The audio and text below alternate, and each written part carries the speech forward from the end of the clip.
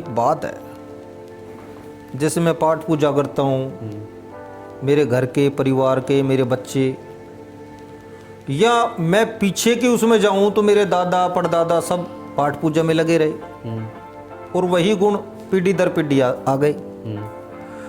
तो मेरे जहन में जो बात है वो ये है कि किसी भी इंसान को बच्चे को, बूढ़े को, चाहे वो महिला है, किसी भी इंसान को, और चाहे वो भगत है, चाहे वो आस्तिक है, चाहे वो नास्तिक है, हर किसी इंसान को आप मुझे ये बताइए कि अपनी स्वयं की खोज करनी चाहिए या भगवान की? स्वयं की क्यों करनी चाहिए, भगवान की क्यों नहीं? स्वयं की करोगे तो भगवान के बारे में मालूम चल जाएगा आपको अपना भी। मतलब भगवान को पाने के लिए भी स्वयं की खोज करनी है। खुद को जान लोगे ना, और कुछ जानने की जरूरत नहीं पड़ेगी आपको। और जो हम दिन रात पाठ पूजा कर रहे हैं, करते रहो उनको भी, अगर आपकी इच्छा है तो। नहीं है तो बेशक मत करो। नहीं, मैं ये तो मुझे मेरी प्रश्न का जवाब मिला नहीं। मेरा क्वेश्चन है कि मतलब मैं वो पाठ पूजा करने से पहले स्वयं की खोज करूं या जो मैं पाठ पूजा कर रहा हूं भगवान की वो करता ही रहूं? मतलब आप स्वयं की खोज करना चाह रहे हो ना? भगवान को पाने के लिए स्वयं की खोज करूं या डायरेक्ट मैं भगवान की पूजा कर रहा हूं वो करूं? आप ये कहना चाहते हो कि मैं भगवान की खोज कैसे करूं, ये कहना चाहते हो? मेरे को रास्ता क्या होगा आप ये समझना चाह रहे होगे ना?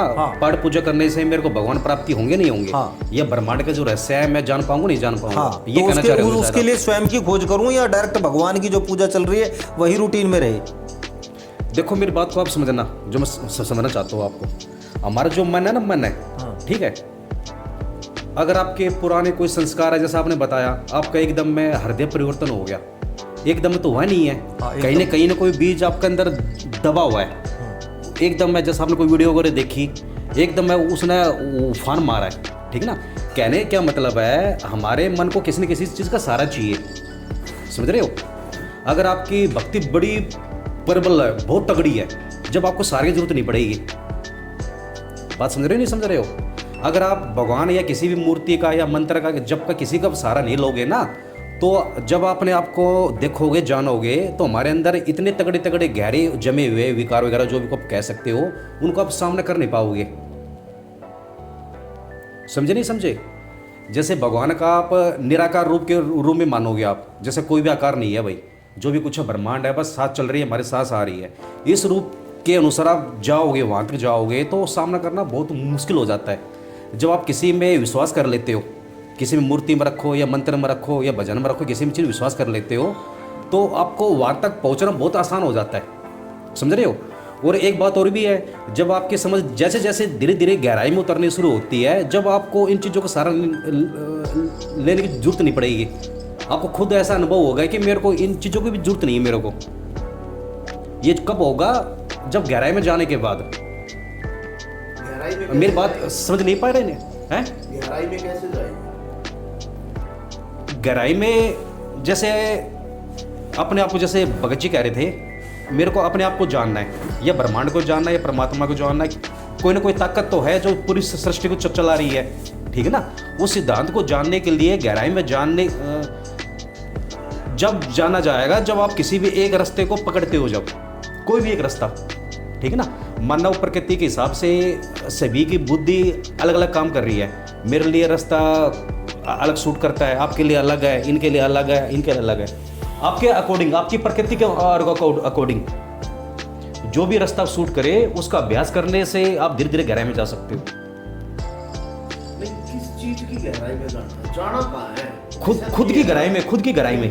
हाँ, खुद की में। इसका मतलब ये हुआ कि अगर हम खुद को जान लें, मूर्ति पूजा की जरूरत ही नहीं पड़ेगी, बिल्कुल नहीं पड़ेगी, बिल्कुल भी नहीं। तो अब हमारे भारत के अंदर, अब क्या है कि पूरे वर्ल्ड के अंदर सबसे नंबर 1 हमारा देश है, जो इस पाखंड और मूर्ति पूजा की, मैं नहीं कह रहा, बहुत लोग कह रहे हैं इस चीज को, मूर्ति पूजा को पाखंड बताया जा रहा है। तो मूर्ति पूजा अगर पाखंड है, तो फिर ये हमारा जो देश है, हमारे देश की जो जनता है, परसेंटेज ज्यादा रहेगी।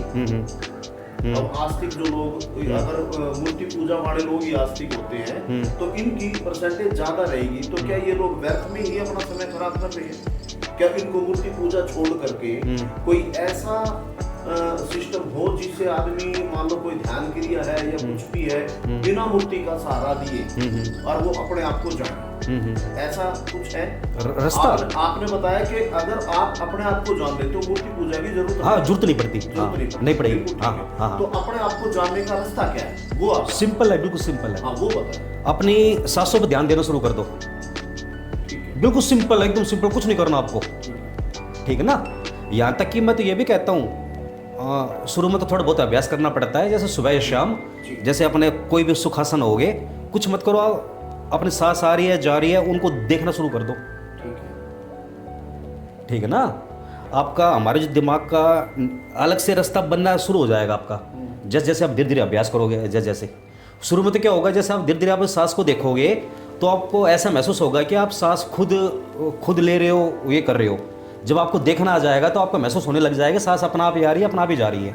हाँ, उसमें आप एक्सपर्ट हो जाओगे, ठीक है, समझ रहे हो ना। हाँ हाँ, तो ये पहला स्टेप है। पहला स्टेप, बिल्कुल पहला उसके स्टेप। बाद हाँ, उसको तो मेडिटेशन बोलते हैं। मेडिटेशन बोलो, ध्यान बोलो, या योग की क्रिया बोलो, नाम आप कुछ भी दे दो। जैसे मेडिटेशन करते हैं उसमें तो ओम का जाप करते हैं। अगर हमने ओम का जाप करा, हमारे अंतरात्मा शुद्ध हुई, तो उससे हमारा ध्यान जो है वो कहाँ केंद्रित होगा? जैसे आपने ओम का सहारा लिया, मन बताया ना, मन को किसी न किसी चीज़ का सहारा लेना जरूरी है। हाँ हाँ, बिगर सहारा, जैसे मैंने इनको सांस का सहारा बताया, इन्होंने मेरे से पूछा मैं मूर्ति पूजा नहीं करना चाह रहा, मेरे को सरल तरीका बताओ, मन उनका ओम का सहारा भी नहीं बताया।